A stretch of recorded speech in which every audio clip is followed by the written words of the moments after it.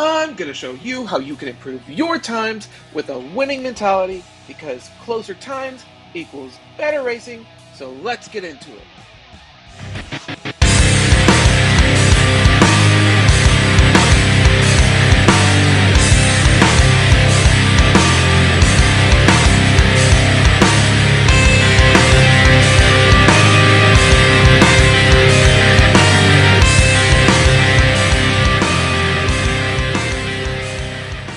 What up guys, it's MXMiKEMX here, back at it with another Team Jam tutorial. This one's of Team Jam number 90, and by the end of this video, you're going to know how to improve your time in order to score the most amount of points for your team. Now before we get into this week's tutorial video, we're going to talk about the power of having a positive mentality, the benefit of having a positive mentality, because I see every single week now for months upon months upon months that people just complain about how terrible the Team Jam track is. And I just see the more time goes on, the more complaining I see of how bad the track is.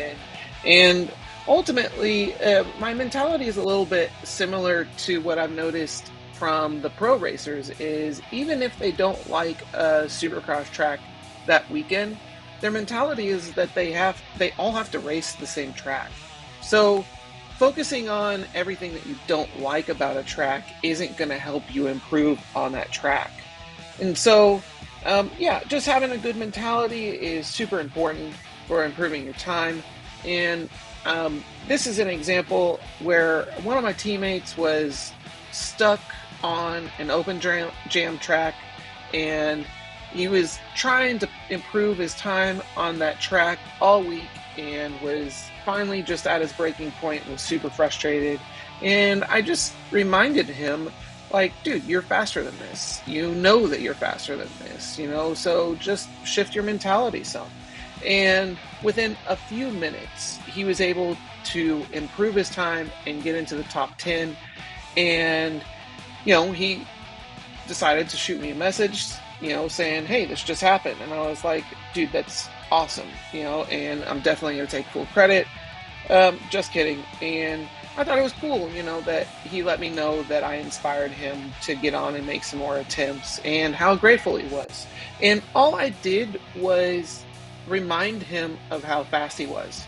It was just a little shift in mentality. I didn't do anything else. And just that shift in mentality took him from being stuck on a track all week and not being able to improve his times to, you know what, I am a badass, and boom, better time put in. And just like in real life, racing, most of how fast we go is all in our head.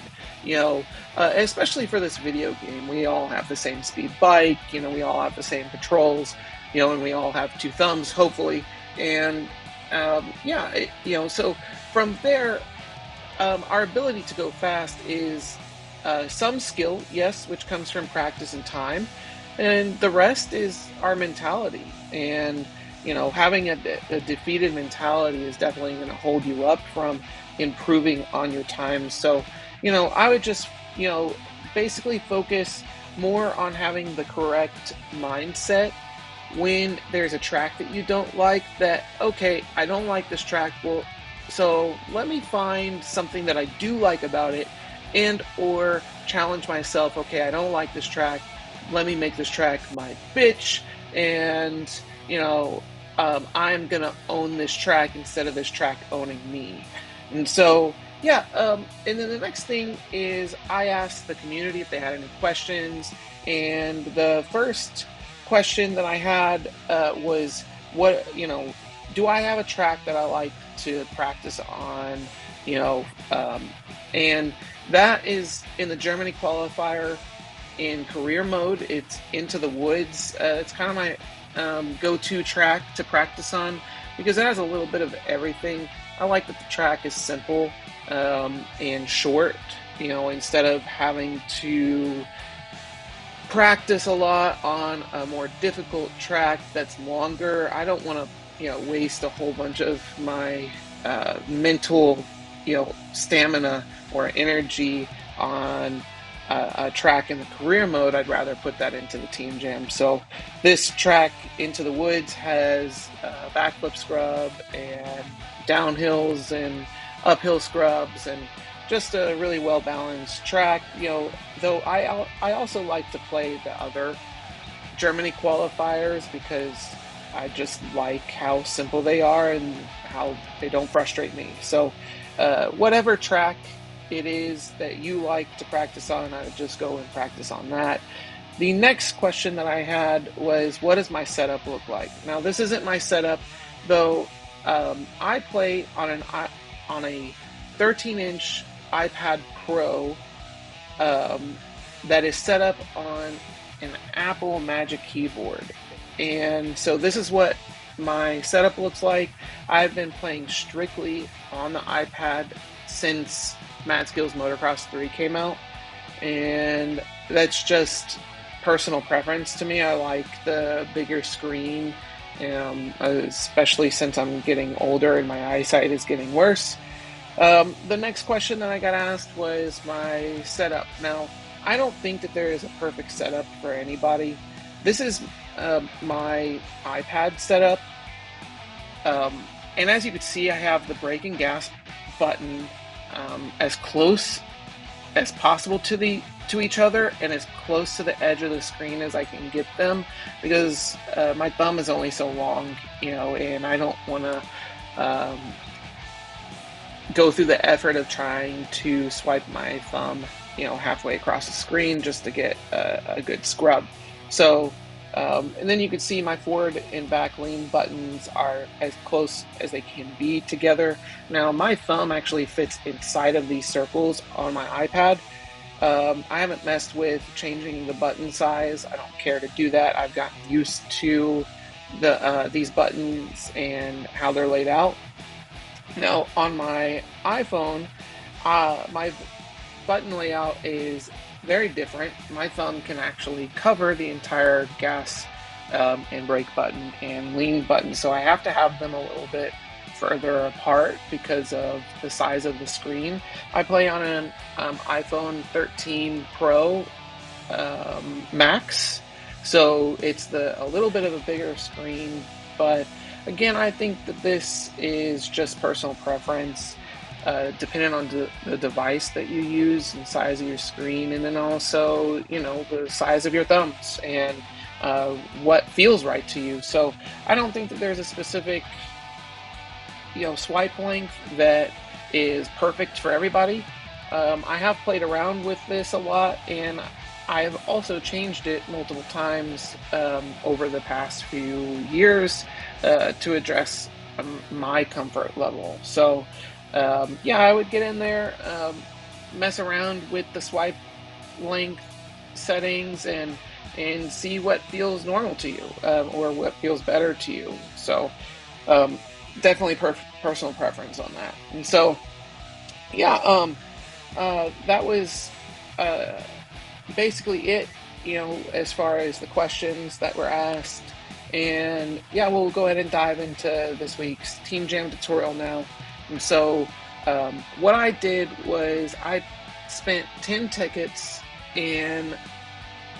on the track, realized that it is a repeat track, very good track, but a repeat track that I still have memorized for some reason. And so in order to show y'all what I wanted to show for this video, I went ahead and went into Track Editor so that I can show how I build.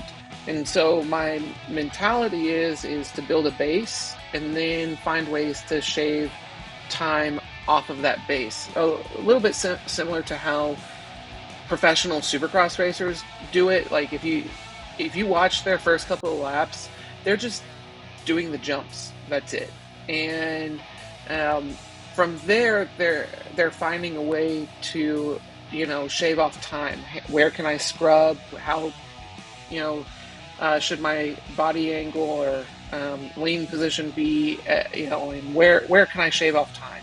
And so that's my approach to how I attack these tracks, is just making sure that I build a base and then finding a way to shave off time from that base. So this first run, you're going to just see me do mostly wheelie scrubs, and then I'll add a little bit of flare each run going from there. And so this first jump, you want to get your wheelie angle correct, get a wheel bounce off of that, get your wheelie angle correct there to do a wheelie scrub, get your wheelie angle correct here, and then lean back here, get your wheelie angle correct, do the wheelie scrub, and then here it's basically just getting your wheelie angle correct again. Then I press forward and then scrub towards the top of the jump. I actually like to scrub around the 3/4 mark up the way of the face of the jumps, so that's typically what I aim for. And so yeah, you can see here, I'm not doing anything super spectacular. I'm just getting the feel of this track again, getting the feel of where I want my wheelie angle to be so that I can do these wheelie scrubs. And then in the next run, I'll still do these same wheelie scrubs, though I'll add the scrub slide bar to this run. And then here you just want to attack the whoops the best that you can. And then this is really important to get your wheelie angle correct. And then I press forward here to get that wheelie scrub, and yeah, that was my first run. Now I'm doing all of these runs consecutively. I do about 7 runs here, and so you can see I have a 31.5, and then in my next run I am racing against my 31.5 Ghost, and I'm adding a little bit of flare to it, so where I'm scrubbing instead of just doing a wheelie scrub. So I'm doing wheelie scrub and then combining that with a scrub to see how that feels, and then being a little bit more aggressive on my scrubs for these jumps where I'm pressing forward, scrubbing, staying lower. And as you can see, just adding a little bit of the scrub is causing me to gain time. Now I didn't do that last section perfect, and my previous Ghost was able to catch up to me, though I did do the whoops a little better here. Got a nice little wheelie scrub here, and then wheelie scrub, and then scrub, kept me lower, and just my second run consecutively got me a 31.1, and now I'm going to go into my next run and racing against those 2 Ghosts and show you that I'm even going to improve from there now that I have that feel. As you can see on my last run, I actually scrubbed a little bit too much right here and hit the top of that jump, so I made sure not to scrub too low. Now I'm going to add a wheelie scrub instead of just pressing forward like my last run did. I just pressed forward and then scrubbed towards the top. This one I did a wheelie into the scrub, and that helped propel me forward. And then here, I'm going to press forward, 3/4 up the way of the face of the jump, and hit that scrub button, stay low. And yeah, just building. That's all I'm doing is building on my previous runs and seeing, how much smoother I can do each section. And each time I go into one of these races, I just have this mentality, that I'm going to improve on that time. I know that I made mistakes, and I know that I can go faster. And so I went from a 31.5 to a 31.1 to a 31 almost flat. And yeah, basically gonna race against those Ghosts now to show you that I'm just building on each run, doing the same base that I did from the beginning, and then doing it smoother and staying lower. And here, I do a better wheelie scrub, which gives me more speed coming into these whoops. And now I know that I'm gonna be improved on this time. I didn't hit that last section super smooth, but now I went from that 31 0.092 to a 30.9, and I know that I can still improve from there. So I'm gonna go into my next race with the mentality of I can do better, and just having that mentality that I am not tapped out, and that these runs are still really rough and full of mistakes, and I overjump that and jump too high. These are little things that I'm looking for. Here I got that wheelie scrub good. Didn't get the best run into these whoops, so I know that can be improved on. So that's what I'm going to shoot for in the next run. And then I didn't do that very well, and so that cost me some time. I got a 30.9. I went ahead and deleted that run and just go straight into the next run, where I know that I can do what I just previously did and improve on it. And so I get a wheelie scrub there. Now, that's not the fastest for that jump. It's actually a backflip scrub, which I will show you at the end of this video. But you can see I got my classic wheelie scrub combined with the scrub swipe button to get a little bit extra time there. I hit that better, but messed up the whoops. And yeah, go into the next run. 30.8. I know I'm going to do better than that 30.8.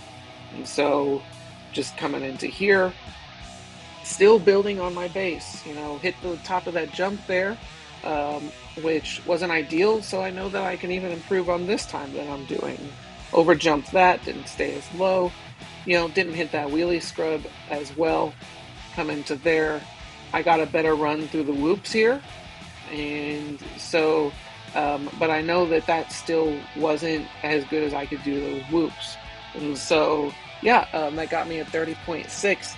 And that is just me doing 7 consecutive runs on this track without putting a whole lot of thought or effort into it. And so, as you can see, if I was doing this by spending tickets, it doesn't take much, to improve on times. I don't have to grind tracks, fortunately, because I've had so much time in this game that this is basically how I attack a track and improve. And then if I hit a mental block where I don't feel that I can improve, then from there I'll take a break and come back later so that I can have a reset in my mentality, and I'll come back into the race and say, you know what, I can do better. And so here I'm still doing my main base. Now this run I get the backflip scrub, so we're going to explain that here. I start setting up for the backflip scrub on this jump right here by getting the wheelie angle correct. And as you can see, I'm holding back, and then I tap forward and then tap forward again to get my wheelie angle correct. Now you can see right here, I'm just holding the gas. I don't press forward or back there, and I just hit the scrub button because I'm allowing, once I got my wheelie angle correct, I allow my bike to loop out. And then from here, pressing forward and scrubbing. And as you can see on my 30.6 run, I already have a 10 meter lead on that ghost. And it's just from saying, you know what, I know how to do a backflip scrub, so that's what I'm going to do. And coming into here, and so, yeah, if I would have finished that run, which I didn't, I made a mistake and scrubbed too early and crashed, but it's really, from there, not that hard to improve on that time, just by having that mentality that, oh, I can do better. Now, if I had a defeated mentality and I got that, backflip scrub and then crashed and got really upset with myself and, I don't know if I'm ever going to be able to do that again and all that stuff, I will virtually be defeating myself before I even attack the track. So it's really important to keep a good mindset and mentality coming into these races so that you aren't the one that's holding yourself back. And so, yeah, guys, that's a wrap. Huge shout out to Georgia Moto for sponsoring this week's video. If you would like to become a sponsor, just subscribe to my Patreon. Shoot me a message, let me know which team you want me to give a shout out to, and I will do that. And also, I hope you're enjoying the content and finding it helpful. If you want to support me, please consider subscribing to my Patreon. It's just $5 a month, as I mentioned, and it really helps me keep creating and improving the videos that you love. And so, also, if you're enjoying these videos, please like and subscribe, and we will catch you guys next week.